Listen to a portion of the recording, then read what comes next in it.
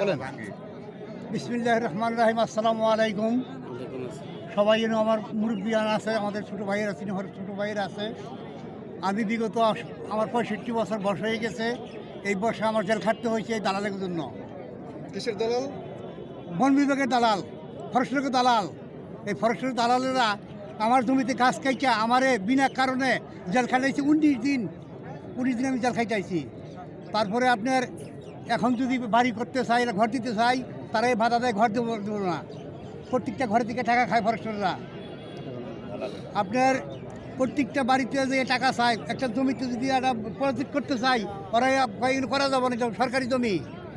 আমাদের বাপ দাদার জমি ছিল পূর্বপুরুষ 1927 সালে আমার দাদার নামে গেজেট সিএস 1927 সালের 1927 সালে আমার দাদা এই দেশে মাটির মধ্যে বসবাস করে কাগজ বানাই গেছে।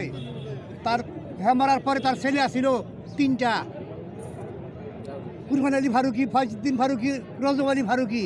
এই 3 ফারুকি জমি তাকে নামে দিয়া গেছে, আপনার আরওয়ার দিয়া গেছে।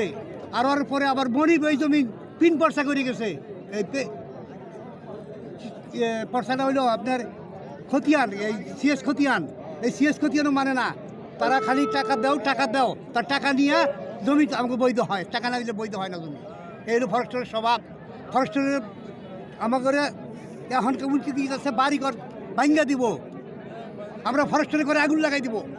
আপনারা যদি এখানে থাকুন, আমরা ফরেস্টের করে আগুন লাগাই একমত আমরা সবাই।